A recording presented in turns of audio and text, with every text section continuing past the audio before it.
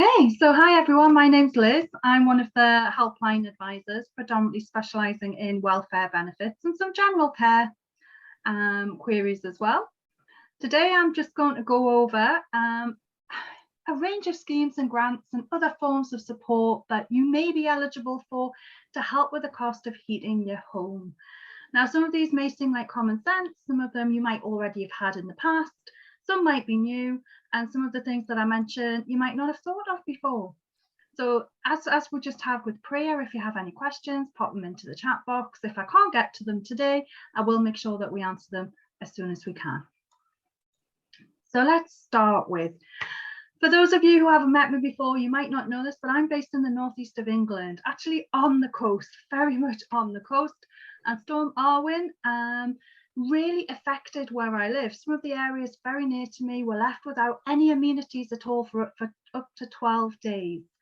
So I think it's just worth mentioning as a start off that all utility companies have something called the Priority Services Register. It's a free service. It's provided by energy suppliers and network operators, and they allow things to be communicated to you to make sure that if anyone who is registered on the service, so these are people with long-term disabilities, health conditions, vulnerable individuals, that you are not left in the cold.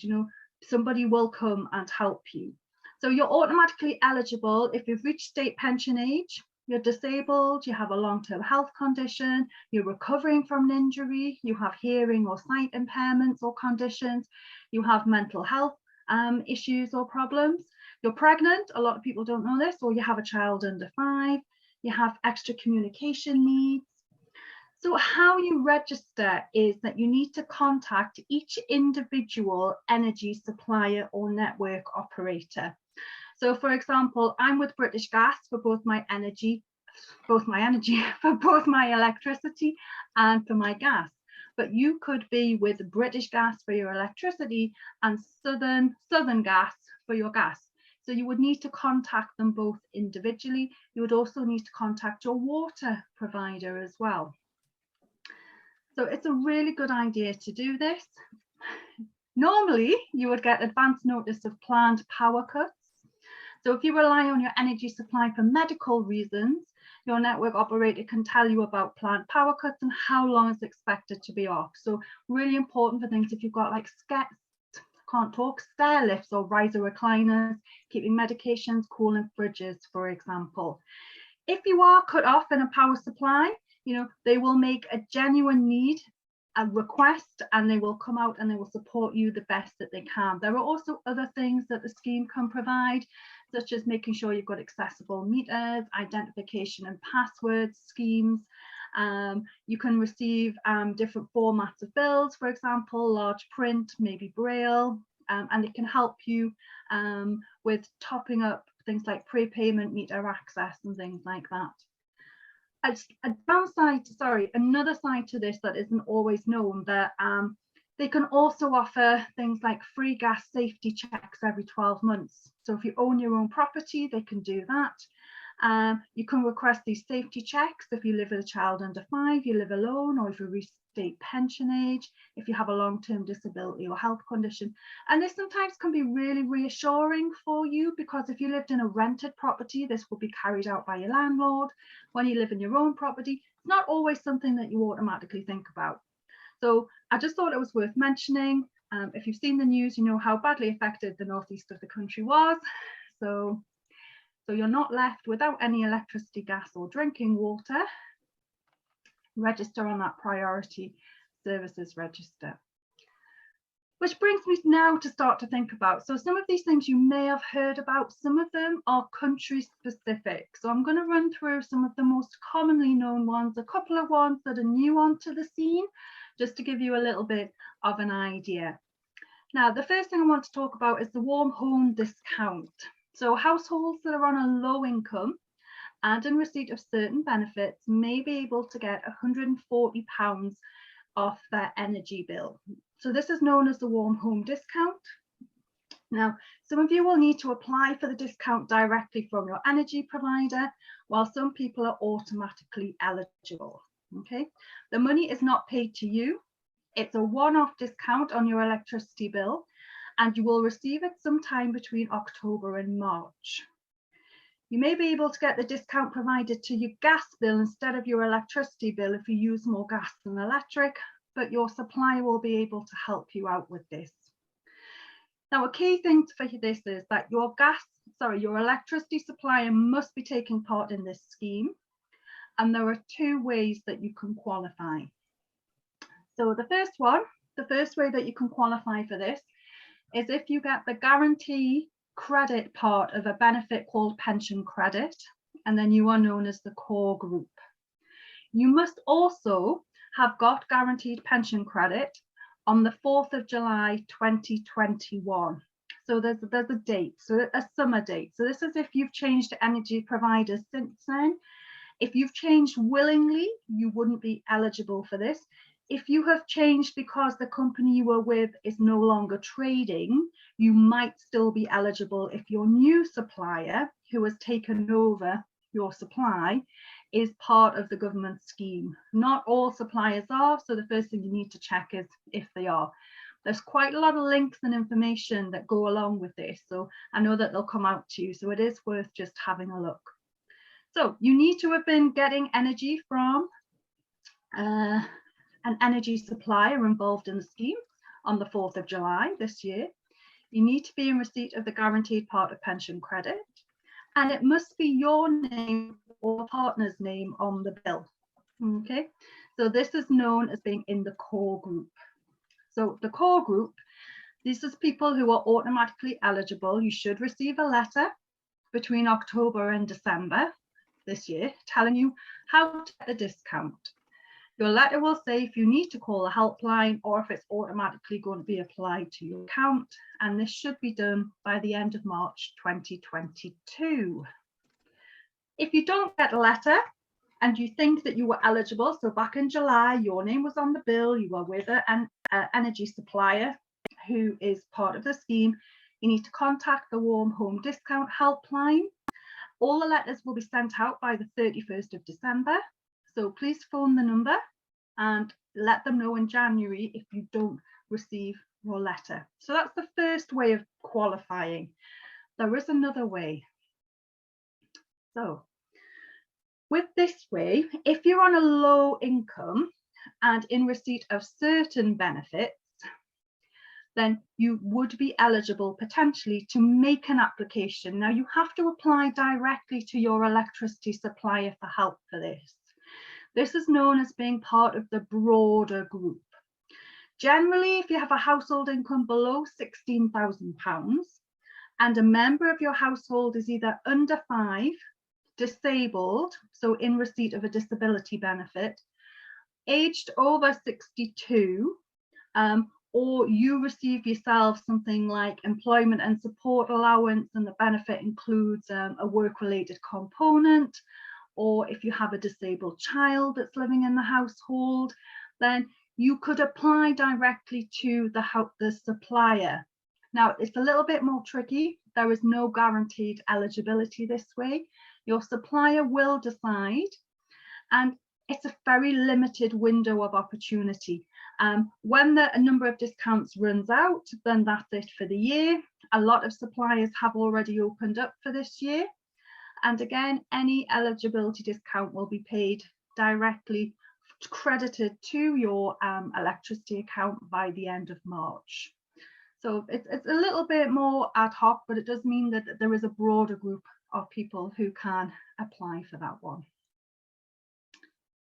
This one's probably a little bit more familiar to some of us. So this is something called the winter fuel payment. And again, with all of these, there are a lot of eligibility criteria. So to get your winter fuel payment, you must have lived in the UK for 1 day during the week of the 20th to the 26th of September. And this is called the qualifying week. You were and you must have been born on or before the 26th of September 1955. If you were and you were in the UK and you receive your state pension, you will automatically receive your winter fuel payment. How much you receive depends on your wider circumstances. It can be anywhere between £100 and £300. Now, if you don't receive your state pension, but you were born on or before the 26th of September 1955, if you get another social security benefit, but not housing benefit, council tax reduction, or child benefit, or universal credit, then you may be eligible. So we need to start to think about things like maybe pension credit. You might be getting some kind of other payment, maybe something like constant allowance, something that reflects your conditions. So if you have had your winter fuel payment before, you don't need to claim again unless you've deferred your state pension. So that means you never actually claimed your pension and triggered your qualification to this, or if you've moved abroad. Okay, so if you've moved abroad, you would need to let them know, because there are a lot of eligibility rules about where you've moved to. It could be that the country you've moved to, you would be no longer eligible to receive this payment. The deadline for you to make a claim, if you're not automatically on the system so far or you're worried, would be excuse me, 31st of March next year. As mentioned, most payments are made automatically. You'll receive them either in November or December. If you haven't received your winter fuel payment by mid-January, so it's the 14th of January, you should directly contact the Winter Fuel Payment Centre. So that's something that a lot of us know, especially if you were born before 1955. It's worth just checking up if this is the first year you've claimed your state pension, though, that you are on the system. If you live in Wales, okay, so this is a new initiative for eligible households in Wales. So an eligible household would be a household where one of the members of the household is in receipt of one of the following benefits during the last welfare benefit year. So this is between the 1st of December and the 31st of January. So we've got quite a short period here. So this would be something like employment and support allowance, income-based job seekers allowance, income support, universal credit based on a low income, and working tax credit. And this would be a one-off £100 cash payment to put towards the cost of heating your home. So this is a new scheme. This is something called the Welsh Winter Fuel Support Scheme, only available to you if you live in Wales. So local authorities will be writing to eligible households to talk about the payment. Okay, you may choose to submit a claim to your local council's website, but the opening date for you to submit a claim would be the 13th of December. All applications, if you're doing it that way, if you didn't want to wait for your local authority to get in touch with you, have to be made by the 18th of February, and the payments will be made between the 13th of December and the 31st of March.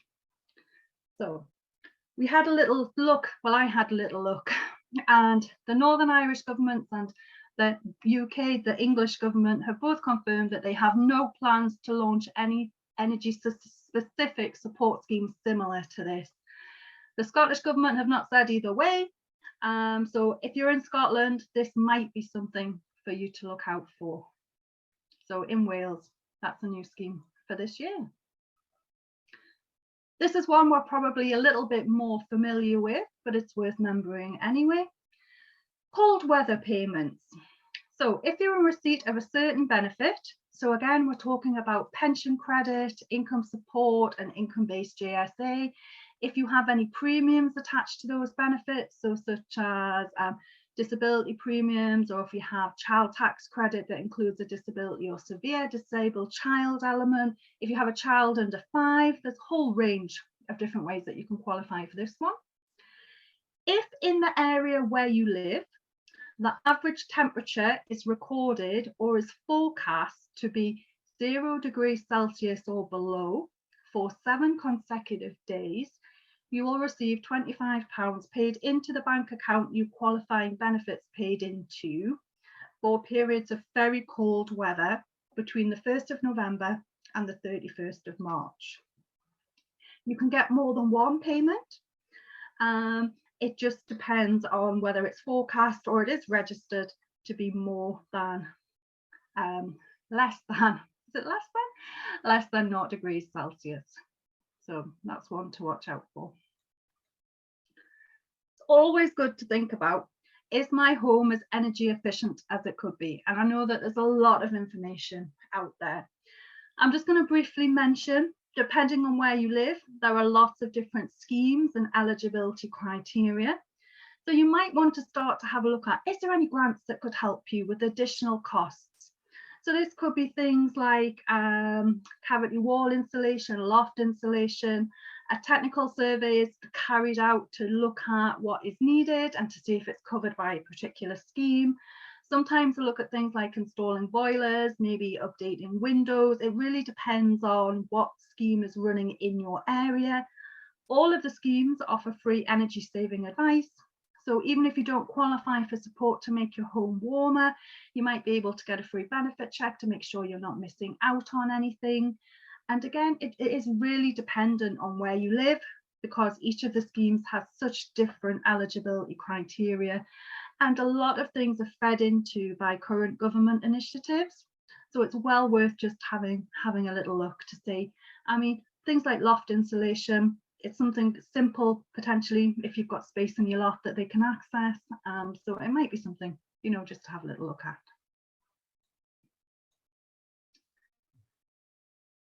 I just want to mention this just really briefly, because some of us, the cost of energy, as we know, it's rising, and it's rising exponentially. So if you're struggling to afford your gas and electricity bills, let your supplier know.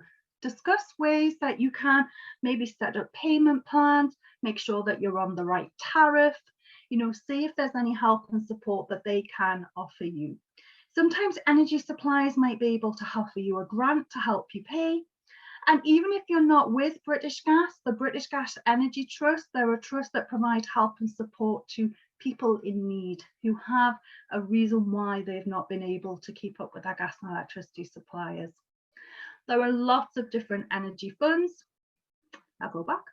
Lots of different energy funds that you can look into. So it's well worth having a look. When you do apply for a grant, it's just a little word of caution. You will have to provide detailed information about your financial situation. It might be worth getting help from a friend or family member if you're worried about filling in forms and providing details of income and expenditure, for example. Or a lot of local advice services will help you and support you to make those applications. There are other organisations as well, so using a grants tool checker might be helpful. The one on the Turn to Us website is really good, and it talks a little bit about, you know, any previous occupations, you know, what are you struggling with, etc. So if you're struggling to pay, don't try and avoid it. Let your supplier know. They don't want to cut you off. Okay, they want to find a way to help and support you, and no so more than now. So these are just some other forms of support that have just been announced. So in England, the government has launched something called the Household Support Fund. It's a different type of fund to the Welsh one. This is one that has been designated to be sort of distributed out through local authorities. The local authorities are to talk to people that they know need help and support. So they may work with other organisations, maybe such as Local Citizens Advice. They may be doing it in-house. These are small grants. And so it's not just about utilities and gas and electric. They're providing help with things like food and clothing. The cash was made available to the local authorities in October. This fund will run over the winter, and those in need of support, if you're in England, should contact the local council or maybe get in touch with someone like your Local Citizens Advice, and they will help you access the fund.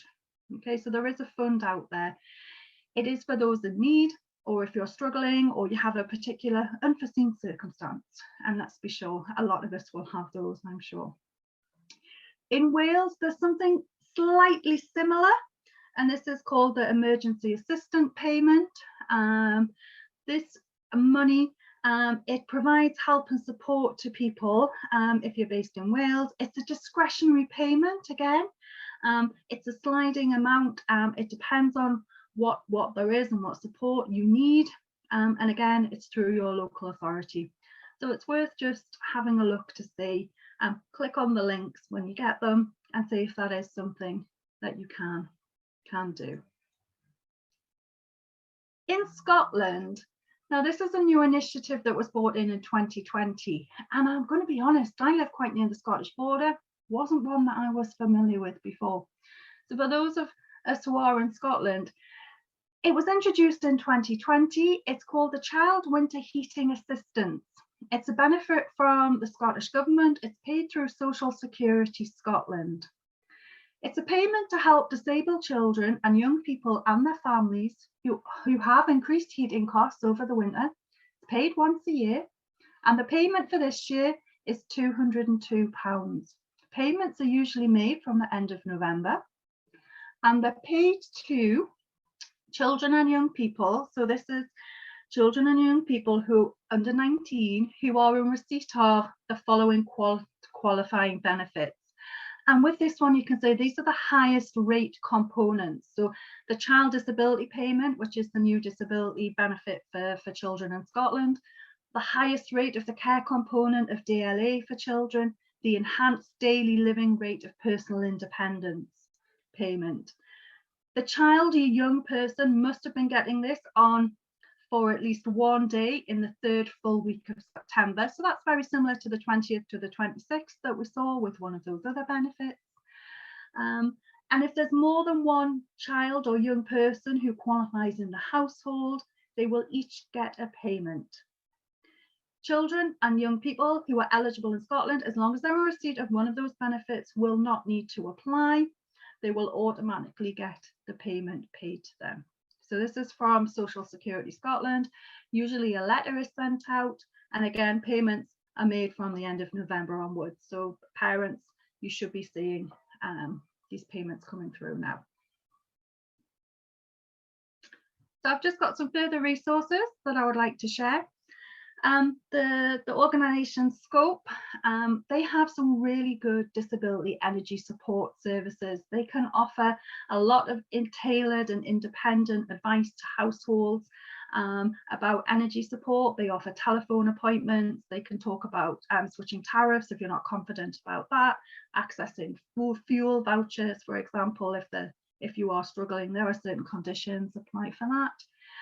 You can contact them, you can book an appointment, and there are different ways that they can talk to you, either by telephone and so on. The last couple of points I just wanted to raise. I know Carers UK, we've been running some sessions. I think maybe the last one ran yesterday from Smart Energy GP, talking a little bit about smart meters and how they can save you time and how they can help you manage your energy bills. So if you haven't had a chance to see those recordings, just a little link to some information that's been produced there. Jane read my mind, so I've also put a bit about 14 tips to save on energy bills. Some of them are common sense. Some of them maybe I hadn't thought about before. So it's really good just to think about what have we got? Let's have a little look. Turn off the TV at the wall rather than using standby. Try and reduce drafts, for example. If you're using a dishwasher, tumble dryer or washing machine, try and think about, is it full? Do I need to do it? Can it wait? So the less you use something, the more it costs. But of course, we need to be realistic. And if you need to wash the sheets, you need to wash the sheets. Don't wait until you've got 3 lots of sheets that need to be washed, for example. And of course, we've got our Looking After Someone guide that covers a huge range of help and support available to us all as carers. Again, it's very similar to Priya's, just different ways that you can get in touch. And it might be that either myself or Priya's presentations have made you think about something you would like to ask. You can always email us. So it's advice@carersuk.org. And we're more than happy to help you. And so that's just my last slide there. Thank you very much. And if anyone's